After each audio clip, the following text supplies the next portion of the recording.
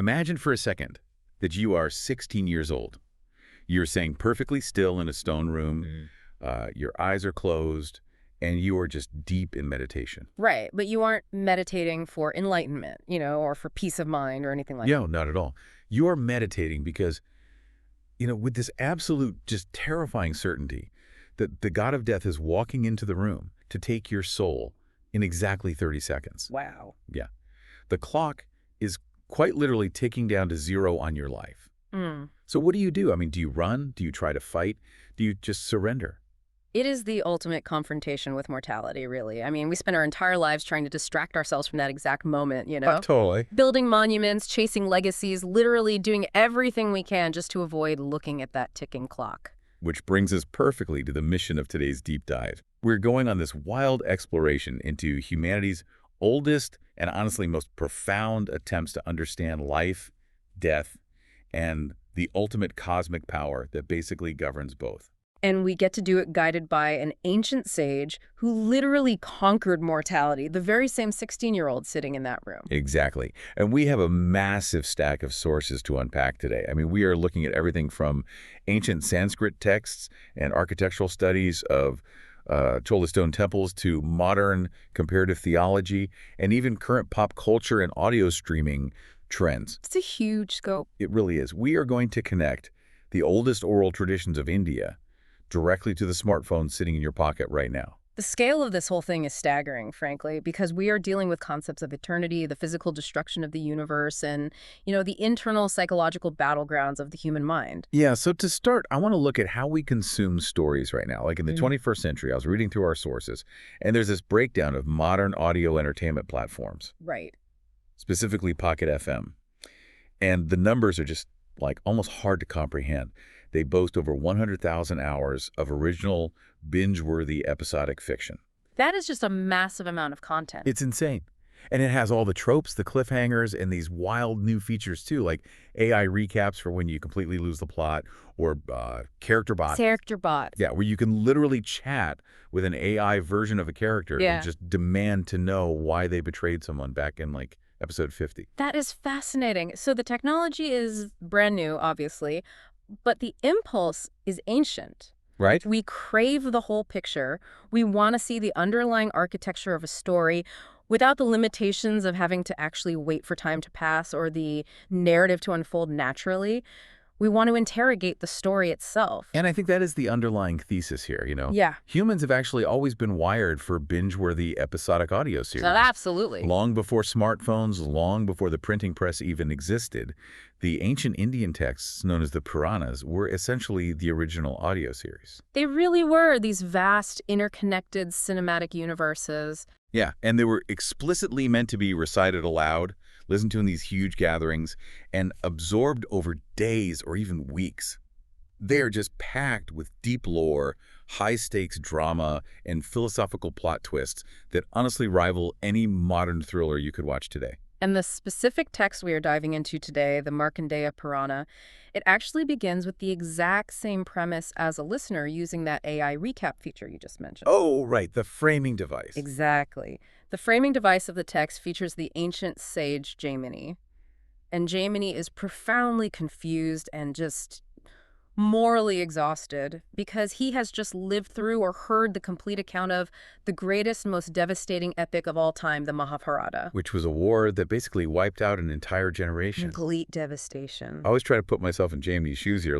You've just witnessed this cataclysm where cousins literally slaughtered cousins, where righteous people suffered horribly, and where the rules of the world just seemed to break down entirely. Yeah, you would definitely have some serious lingering questions about the plot, right? Oh, for sure. Questions about dharma, the moral order, and basically just why bad things happen to good people. He is experiencing this profound existential dissonance. So to resolve it, he seeks out the one figure in the universe who has the absolute widest possible perspective. Markandeya. Right. He goes to the great sage Markandeya seeking an explanation. He essentially asks for a director's commentary on the universe. He just wants to know the rules of the game. But before we can really understand that commentary, we have to understand the director, right? We need to know who Markandeya actually is. Yeah. And to do that, we have to go all the way back to that 16-year-old boy. Yes, because the legend of Markandeya actually begins before he is even born. It starts with a brutal ethical dilemma faced by his parents, Sage Mirakandu and his wife Manasvini. They were childless, right? Yes, which in that specific cultural context was a source of really deep sorrow and spiritual anxiety. So desperate, they performed this severe, grueling penance to propitiate the god Shiva. Just pushing their bodies and minds to the absolute limit. Exactly, to force the universe to basically answer them. And Shiva actually does answer. He appears. But he doesn't just grant the wish, which is the wild part. He gives them a choice. And honestly, for you listening right now, I really want you to think about this. It is a terrifying philosophical trolley problem. It really is. Shiva says, okay, I will give you a son, but you can either have a dull-witted, malicious, cruel son who will live a very long, perfectly healthy life, or you can have a brilliant, virtuous, spiritually radiant son, but he will die the exact moment he turns 16. I mean, let's just pause and analyze the weight of that choice. From a purely biological, evolutionary standpoint, the drive is to propagate the lineage. Right. To survive. Exactly. Right. So a long-lived son, even a cruel one, fulfills that base biological imperative. He survives. He carries the name forward. A parent's deepest instinct is to protect their child from death above all else. But on the other hand, imagine the unbearable daily torture of raising a malicious force. Like watching your own child spread suffering in the world for 80 years. It would be awful. Can you really choose a short, bright flame over a long, dark smolder? I mean, what kind of parent knowingly accepts a ticking time bomb into their heart, knowing every single birthday is just one step closer to an execution date? It essentially forces the parents to decide what actually constitutes a valuable life. Is it just the quantity of time on Earth, or is it the quality of the consciousness that is experiencing that time? Wow. And Mirakandu and Manasvini make the agonizingly brave choice. They choose the virtuous son, they choose the 16 years of light, fully accepting the devastating grief that will inevitably follow, and they name him Markandeya. So Markandeya grows up, and he is exactly as promised. I mean, he is a total prodigy. He masters the complex Vedic texts. He is deeply devoted. He brings immense joy to his parents. But as that 16th birthday approaches, the atmosphere in the house obviously shifts. It has to. He starts to notice this creeping despair in his parents' eyes. They just can't hide the grief anymore. And eventually they break down and they tell him the truth. His contract with the universe is expiring. Consider the psychological impact of that on a teenager. Usually adolescence is characterized by this feeling of invincibility. You think you have all the time in the world. Oh, definitely. You think you're immortal anyway. Right. So confronted with imminent, unavoidable death, the typical human reaction would be panic, anger at the gods, or just complete nihilistic rebellion. Like, why study? Why be good? It's all ending anyway, so who cares? But Markandeya doesn't rebel. He actually doubles down on his spiritual practice. He engages in these intense austerities and just completely surrenders to Shiva. Which brings us to the fateful day. The clock strikes 0, and he is in deep meditation, clinging to a Shiva lingam. We really need to unpack what a Shiva lingam is here, because it is crucial to the actual mechanics of this story. It is not just a statue. Right. A lingam is an aniconic, abstract representation of Shiva, but conceptually, in Hindu theology, it represents the axis mundi. It's the cosmic pillar of fire that connects the earth to the heavens. It's everything. Yes. It is the unmanifest universe, the formless infinite from which all creation springs and to which it eventually returns. So he isn't just hugging a rock. He is wrapping his arms around the very concept of infinity itself. Precisely. And then the messengers of Yama, the god of death, arrive to take his soul. But they physically cannot get near him, because the sheer force of his devotion, his psychological and spiritual anchoring to the infinite, it creates this barrier they just cannot penetrate. Our whole system just crashes. Yeah, which forces Yama himself to show up. Like, the CEO of Death has to personally come down to handle a 16-year-old boy because the bureaucratic machinery of mortality just completely failed. And Yama arrives in his terrifying, majestic form. He brings his ultimate weapon, which is the noose of death. It's specifically designed to lasso the subtle body, the soul, and rip it from the physical form. Markandeya is, understandably, terrified by the literal embodiment of death standing over him, right? So he clings even tighter to the lingam. And Yama throws his noose. But his aim is a little too good, or maybe, cosmically speaking, a little too bad. A massive miscalculation. Yeah, because the noose doesn't just loop around Markandeya's neck, it accidentally lassos the Shiva lingam as well. Which is a catastrophic cosmic error. Yama has essentially tried to put a leash on the infinite. He has directly encroached upon the supreme deity of destruction and transformation. You do not lasso the cosmic pillar of fire and expect things to go your way. I mean, what happens next is just an eruption of pure, unadulterated divine fury. Shiva bursts forth from the lingam itself. He is absolutely enraged. Beyond enraged, he's furious that Yama has threatened his devotee and defiled his symbol. And in this flash of unimaginable violence, Shiva kicks Yama in the chest and strikes him with his trident. The god of death falls dead. The implications of this are just staggering when you think about it. The god of death is dead. Shiva has essentially deleted the concept of mortality from the universe's operating system. Which sounds amazing at first, right? Like, no one dies. It's the ultimate victory. Yeah. Until you actually think about the logistical nightmare that creates for a physical universe. Oh, it would be a disaster. Because if we look at the mechanics of existence, death is not a punishment. It is a necessary regulatory mechanism. Right, for balance. Exactly. Without death, there is no cycle, there's no renewal, no space for new life. The Earth would rapidly become this unsustainable, suffocating accumulation of biological matter. Right. It is a cosmic equivalent of cancer, basically. Yeah. Cells that just refuse to die and eventually destroy the host. So the other gods, the devas, they recognize this immediate ecological and cosmic collapse. They rush in, completely terrified, and plead with Shiva to restore the balance. So Shiva, having very clearly made his point, relents. He resurrects Yama. Death is brought back online. But Shiva dictates a major caveat regarding Markandeya. The boy is granted absolute immortality. He will remain a 16-year-old forever. And through this single universe-altering act, Shiva earns two incredible titles that echo through history. Kalantaka, meaning the destroyer of time and death, and Kalakala, which means the death of death itself. And this narrative is so potent that it didn't just remain a myth, it actually became a core spiritual technology. That technology.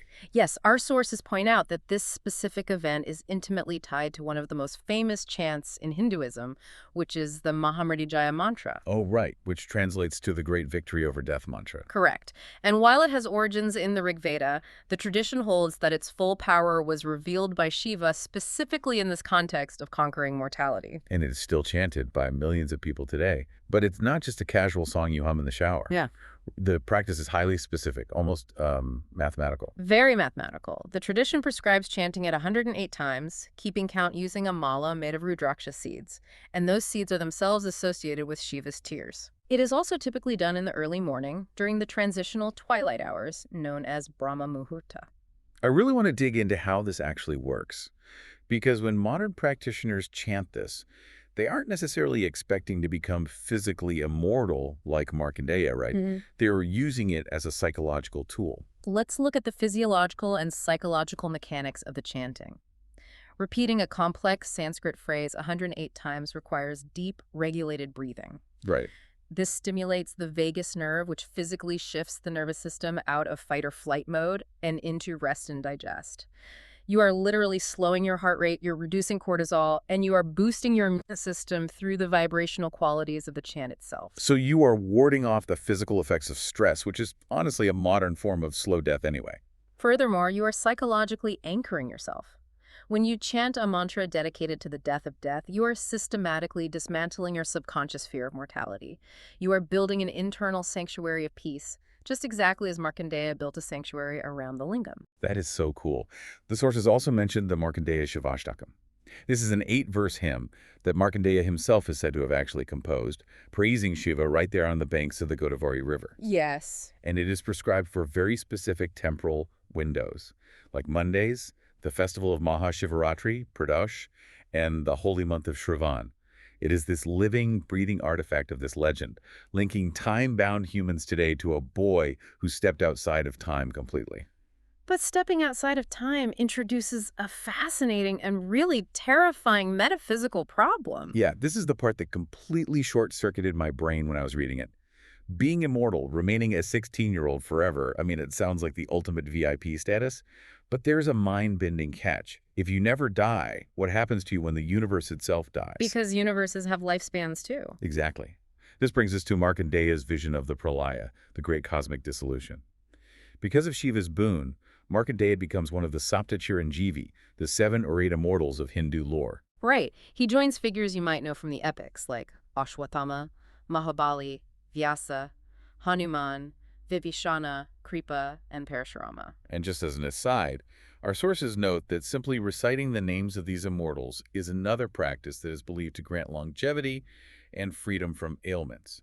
You are essentially invoking the concept of endurance just by saying their names. It's all connected. But let's look at the timeline Markandeya is actually working with here. So Markandeya is blessed to live for 7 kalpas. And to understand the scale of a kalpa, we really have to abandon our human conceptions of time completely. A single kalpa is 1,000 cycles of the 4 yugas, or ages. That's a lot. Yes. Effectively, 1 kalpa is a single day in the life of Brahma, the creator god. We are talking about billions and billions of human years. So he lives through empires rising and falling, mountains just crumbling into dust, stars being born and burning out completely. And inevitably, Markandeya outlives the current creation. The universe reaches its expiration date. And the text described this event, the pralaya, in just terrifying apocalyptic detail. The earth is completely engulfed in a cosmic deluge. The land dissolves entirely. The stars vanish from the sky. The physical structure of reality breaks down into a raging, infinite expanse of water. And Markandeya, the eternal 16-year-old, is the only creature left alive. Can you even imagine the existential horror of that? Yeah. I mean, he is just being thrashed around by these violent, pitch-black cosmic oceans, completely alone in the void. There's no up, there's no down, no light, no time, just eternal survival in a dead universe. It's terrifying. It is the ultimate sensory deprivation tank, but it's filled with raging water. And he wanders this apocalyptic ocean for immense stretches of time, experiencing profound despair and just total exhaustion, until finally he discovers an island. Right. And the texts are very geographically specific here. They locate this event at Purushottama Kshetra, which correlates to modern-day Jagannath Puri in Odisha, specifically a place called the Markandeya Sarovar. So on this island, standing amidst the apocalyptic flood, is a single banyan tree. And resting on a leaf of this tree is a dazzling, radiant baby. Let's consider the symbolism of the baby here. In the midst of total destruction, a baby represents pure, unformed potential. It is the absolute seed of the next universe. And this baby is just like chilling, sucking its toe while the universe has been liquefied into a dark soup all around them. This baby is Vishnu, the preserver. And what happens next is a profound lesson in perspective, in reality, and really the limits of human comprehension. Oh, absolutely. Markandeya, completely exhausted, approaches the child. And as he gets close, he suddenly slips, and he is drawn right into the baby's mouth. He is literally swallowed by the infant. But he doesn't end up in a digestive tract. No. He falls into a universe. Inside the divine child, Markandeya looks around, and he sees everything. The cosmos hasn't been destroyed at all. It has been internalized. He sees all 14 planetary systems, the oceans, the mountains, the flow of time, the passage of ages. They're all there. He walks across continents. He even sees his own hermitage back on Earth, the exact place he used to sit and meditate. And he wanders inside this baby for what feels like lifetimes, millions of years. He is experiencing the internal architecture of the divine mind.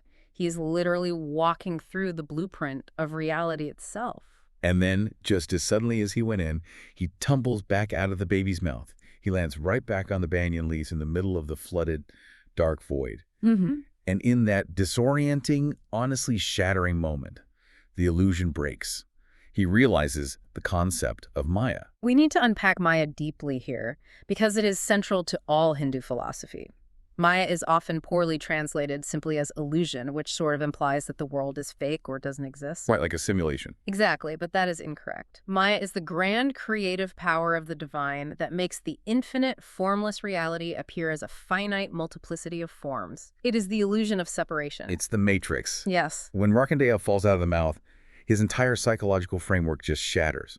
He realizes that time, space, destruction, and creation are not absolute truths. Mm-hmm. They are experiences projected by the divine consciousness. Exactly. Inside the baby, time flowed normally. There were mountains and rivers. Outside the baby, there was only the cosmic void. So which one is real? Right. The realization is that neither is independently real. They are both manifestations of Vishnu's consciousness.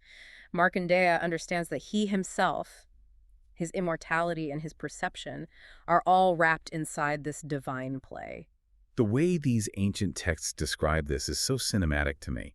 It instantly made me think of modern science fiction concepts, Mhm. like pocket universes or the fractal nature of Oh, reality. definitely. Like if you've seen the end of the movie Men in Black where the camera pulls all the way back and you realize our entire galaxy is just a tiny marble sitting on the collar of an alien cat, Yeah. it's that exact feeling of insignificance and awe. It is. But these ancient sages were exploring this fractal cosmology thousands of years before we had telescopes or quantum physics. They just seamlessly blended this heavy, abstract metaphysics with surreal, almost psychedelic imagery. And this experience fundamentally changes Markandeya's status. He isn't just a boy who survived a near-death experience anymore. He is the ultimate witness. Yeah. He has seen the inside and the outside of creation. He has experienced the collapse of time and space. And this makes him the ultimate unquestionable authority on cosmic truths. Which naturally brings us to how humanity desperately tried to capture and remember this ultimate authority. I mean, how do you anchor a story about the fluidity of time and the illusion of reality into the physical world? Let's look at immortality carved in stone and then how it survives in pop culture today. Let's begin with the stone. The visceral story of Markandeya clinging to the lingam, with Yama throwing the noose and Shiva bursting forth, became a foundational motif for the master sculptors of the Chola dynasty in South India. Okay. And our sources contrast two very different architectural depictions of this exact moment, which is fascinating. First, we have the massive monumental relief at the Brihadiswara Temple in Thanjavur. It is grand, it is imposing, and it is incredibly detailed. But because of its sheer size, it is split across multiple panels. Right, it acts almost like a chronological fresco. The viewer has to physically walk along the wall, absorbing the story sequentially. It tells the story beautifully, but the physical separation breaks the narrative flow. It anchors the story in time. But then our sources point us to a different temple at Kamaresavali. And the sculpture here is entirely different. It is a miniature panel, literally roughly the size of your palm. But the artist managed to capture the entire chaotic sequence in one singular, fluid motion. Think about the artistic genius required there. The sculptor has literally compressed time. Yeah. You see the desperate devotion of Markandeya wrapped around the lingam, the absolute terror of Yama as he realizes his mistake and is kicked backward, and the sheer explosive fury of Shiva emerging, all occupying the exact same physical space in a split second. It's like looking at an ancient stone-carved flip book animation that has been frozen on the most dramatic frame. By miniaturizing it, the artist forces the viewer to see it all at once, collapsing time, much in the same way Markandeya experienced the collapse of time inside the cosmic baby. It's a perfect parallel. It perfectly captures the kinetic energy where life, death, and the divine all collide. And that kinetic energy, that need to adapt and retell these cosmic truths, didn't stop in the Chola era. It translates perfectly into modern mass media as well.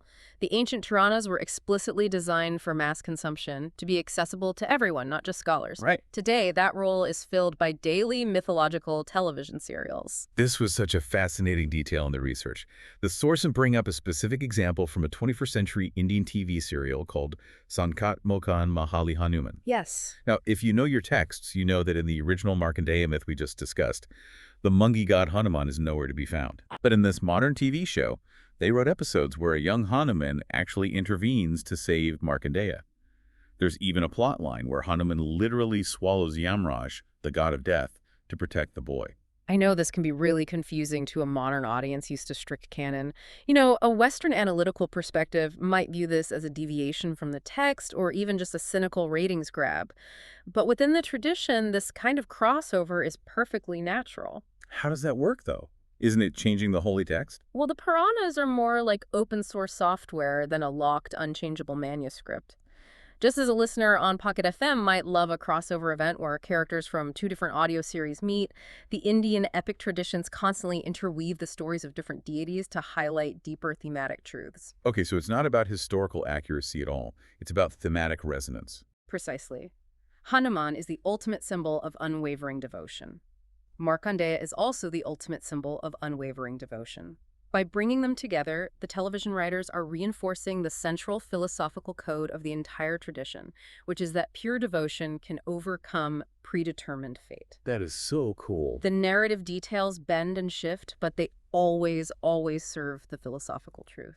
That makes so much sense. So, having explored the immortal teenager, his near-death experience, his survival of the apocalypse, and his pop culture legacy, We have to look at the actual text he left behind to guide the rest of us. Right, the text that bears his name. The Markandeya Purana. The Markandeya Purana was composed roughly around 400 to 600 CE, and as we discussed in the beginning, it uses a framing device.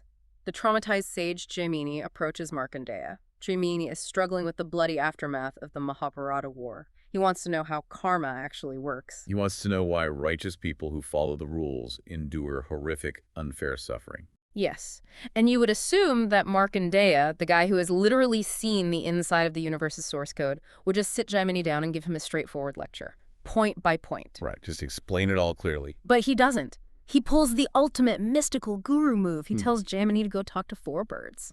Yes, 4 wise birds. And to understand why these birds possess the wisdom of the cosmos, we have to look at their incredibly elaborate backstory. It is a perfect, intricate example of how Puranic storytelling tracks the microscopic, inescapable webs of karma. It really is. I love this subplot. It is pure cinematic gold. Let's trace the karma. It starts with a celestial nymph named Trapu.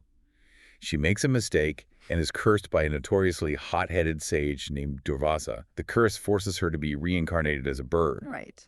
So she's a bird, and she's pregnant with 4 eggs. Now, consider the setting for this. She happens to be flying directly over the Kurukshetra battlefield during the absolute climax of the Mahabharata War. Literally the worst place she could be. Exactly. This is a scene of unimaginable carnage.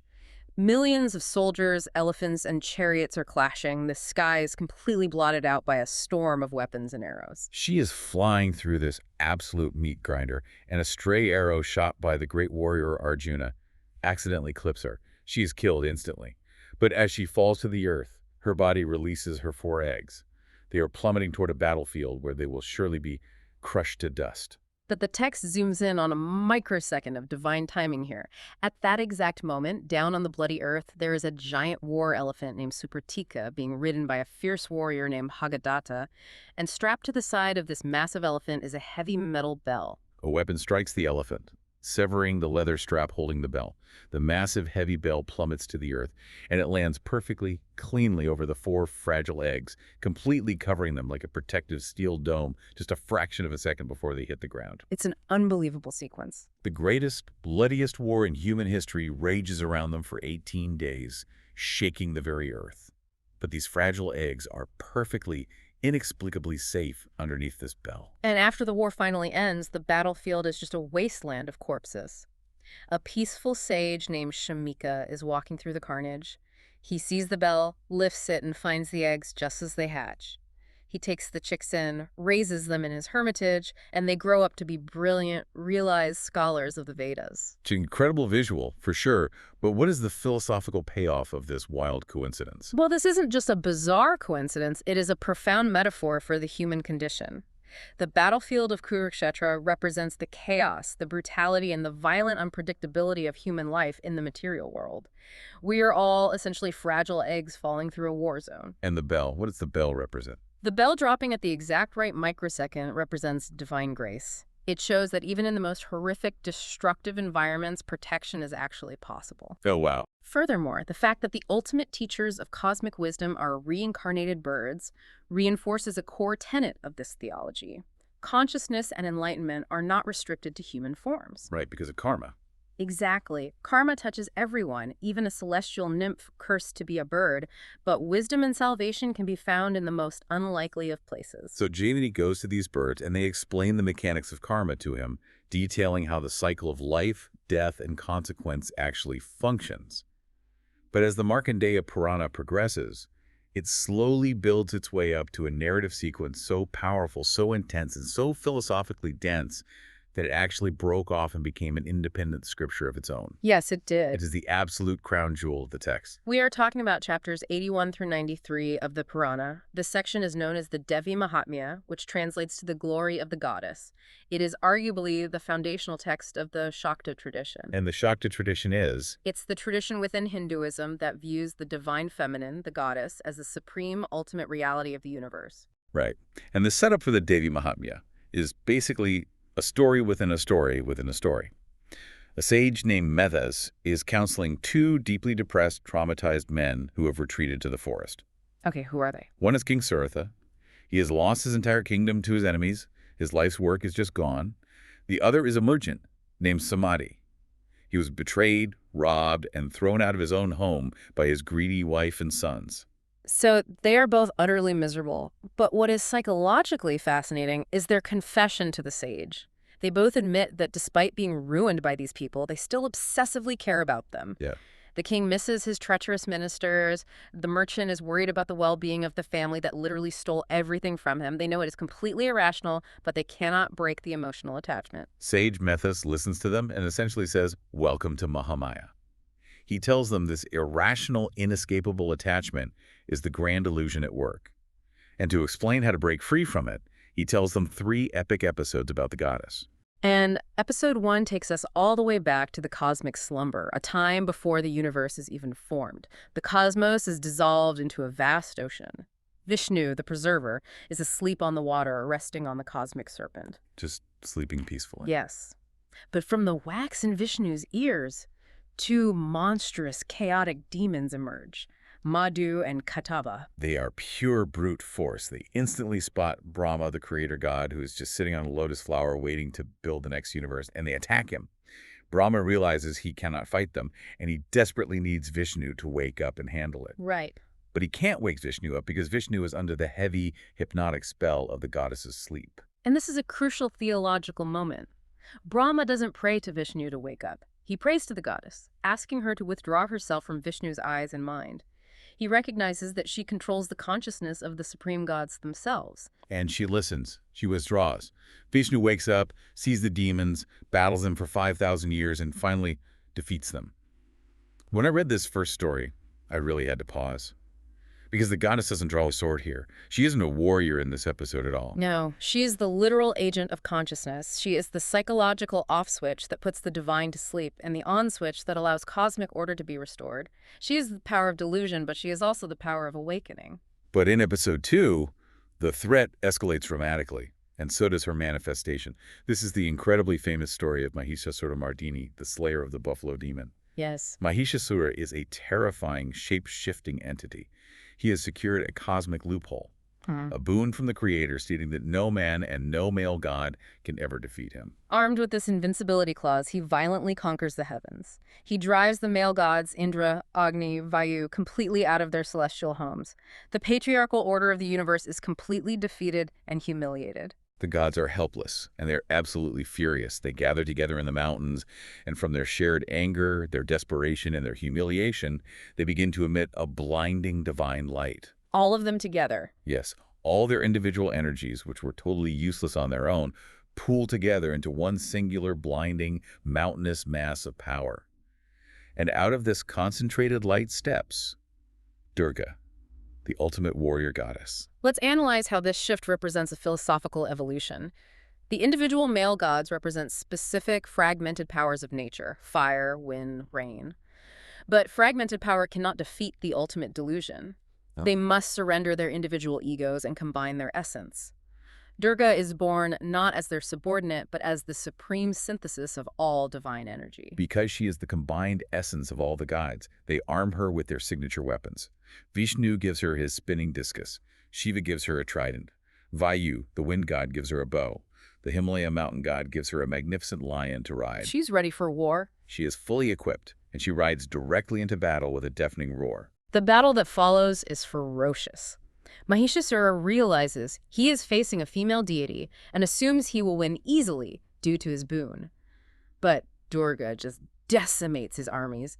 Finally, she confronts Mahishasura himself. And he keeps using his shape-shifting trickery to evade her. Right. When she attacks him as a buffalo, he transforms into a lion. When she cuts off the lion's head, he turns into a man with a sword. Constant evasion. When she shoots the man, he turns into a massive elephant and grabs her lion. It's a relentless, exhaustive fight. Durga is completely unflappable. She drinks a divine wine, she laughs this terrifying cosmic laugh, and she pins down the great buffalo with her foot. She drives her spear into him, and as the demon's true essence tries to escape from the severed neck of the buffalo, she strikes it down with her sword, ending the threat forever. And then we reach episode 3, the final stand. The universe is threatened yet again, this time by 2 tyrannical demon brothers, Shumba and Nishumba. They have conquered heaven, stolen all the treasures of the gods, and basically established a brutal dictatorship.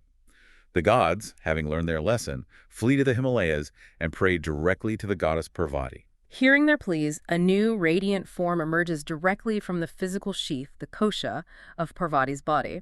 This is Ambika, also known as Kaushiki, and she is breathtakingly beautiful. The demon brothers hear about her beauty and decide they want to marry her or capture her as a prize, which is, frankly, the worst mistake anyone has ever made in the history of the universe. Oh, yeah. They send their generals, Chanda and Munda, with an army to drag her back by her hair. As the generals approach, Ambika becomes so enraged that her face turns pitch black, and bursting from her forehead comes Kali. Kali is the most fearsome, terrifying, destructive aspect of the goddess.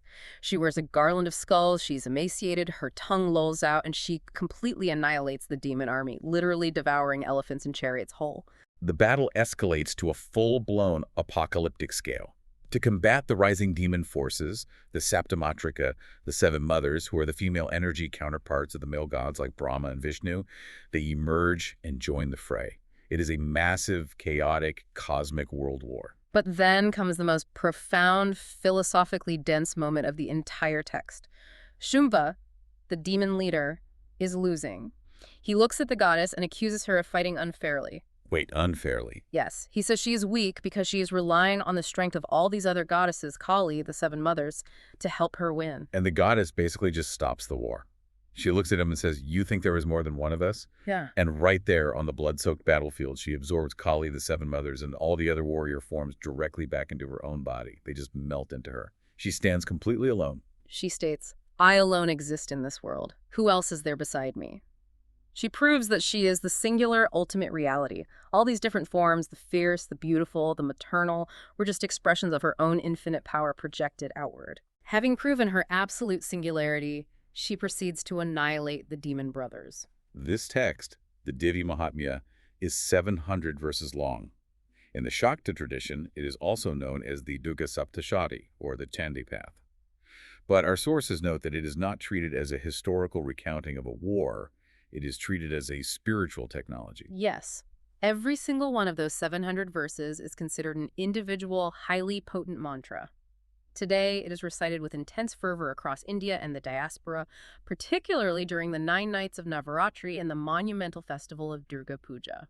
I want to understand how that actually works, though. How does chanting a verse about a goddess cutting off a buffalo's head practically function as a psychological tool for a modern person? To understand that, we have to look at the underlying code of the text.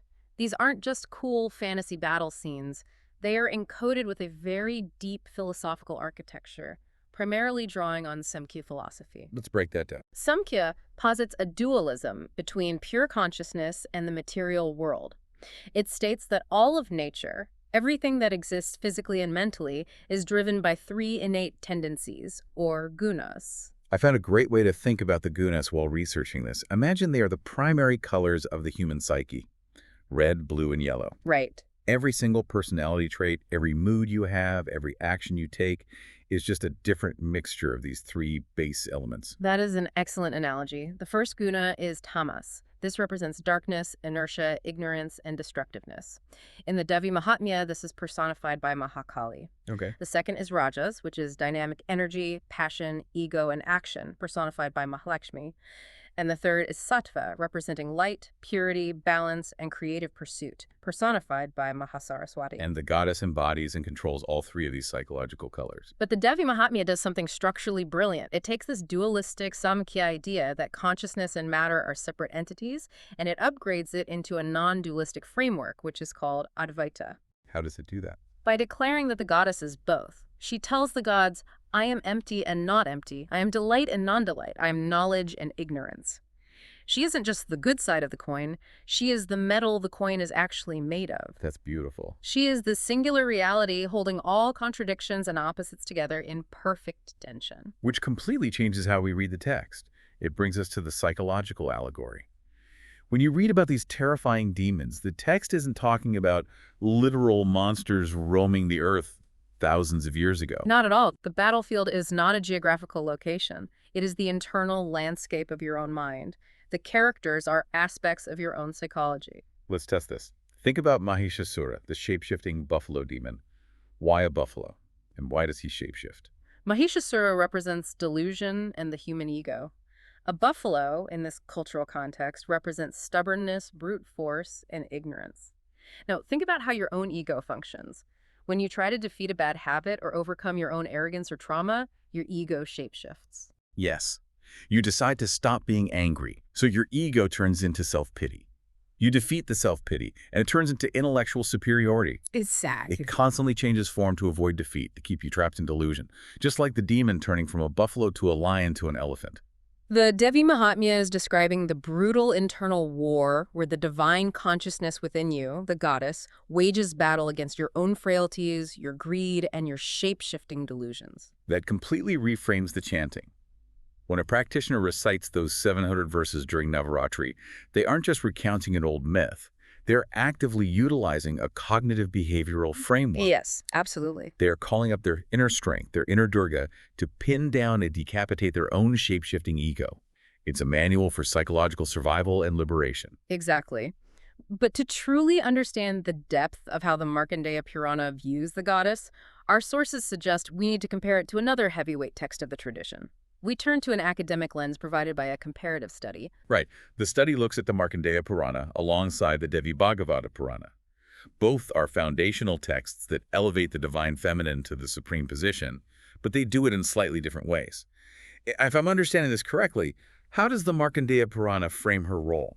In the Markandeya Purana, as we've seen through the battles, the goddess is primarily a cosmic protector. She is the ultimate troubleshooter. When the moral order, the Dharma, is broken by demonic forces and the male gods fail, she intervenes. She restores balance to a universe that has gone off the rails. So her role is highly narrative, action-oriented, and deeply focused on ethics and maintaining social and cosmic harmony. She reacts to crises. Yes, but the Devi Bhagavata Purana zooms out even further. In this text, the goddess isn't just a protector responding to a cosmic 911 call. She is the supreme foundation of existence itself. Oh, wow. She doesn't just save the universe is her. She is the material it is made of, the space it occupies, and the intelligence that runs it. And you can see this difference in how the knowledge is actually transmitted in each text. Mm. In the Markandeya Purana, we have a traditional grounded structure. Sage Markandeya is teaching the human Jaimini. The wisdom is passed from a realized human to a questioning human. Right. But in the Devi Bhagavata Purana, the goddess herself is the teacher. In a section called the Devi Gita, she directly instructs the sages, acting as the ultimate, unmediated source of metaphysical wisdom. So we have to ask, are these two texts arguing with each other? Are they competing sects? I would guess no, based on how fluid everything else has been so far. You're right. The synthesis of this comparative study concludes that these are not competing visions, but complementary, necessary halves of a whole. The Markandeya Purana shows us how to act and survive in a chaotic, unpredictable world, how to fight our inner demons, uphold dharma, and function in society. Right. The Devi Bhagavata Purana pulls back the curtain and shows us the ultimate, static, spiritual reality behind the chaos. One is the manual for living in the world. The other is the manual for escaping it. Precisely. They serve different psychological and spiritual needs of the practitioner. What an absolute epic journey we have been on today. Yeah. I want to just pull all these threads together.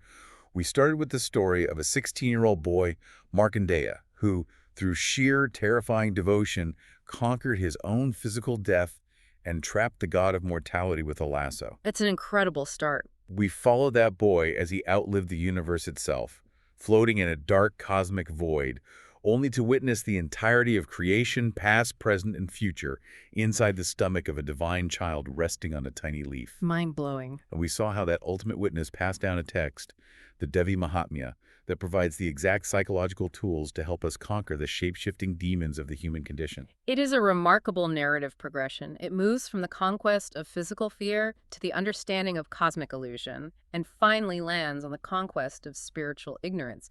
And what's truly wonderful is how this ancient philosophy continues to echo through time. Yeah. It isn't locked in a museum or a dusty manuscript. No, it is incredibly alive. Look at one of the details in our sources.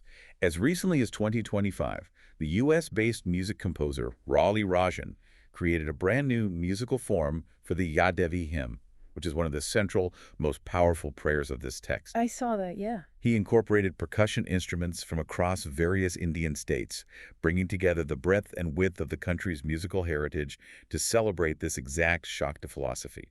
It is a living tradition that just keeps inspiring new art, new media, and new ways of understanding ourselves. Because the core human struggle, facing our own mortality, battling our relentless egos, and trying to find our place in an overwhelming cosmos, it hasn't changed one bit since Mirakandu had to make his impossible choice about his son's life. Which brings me back to you, the listener. We've covered billions of years of cosmic history today.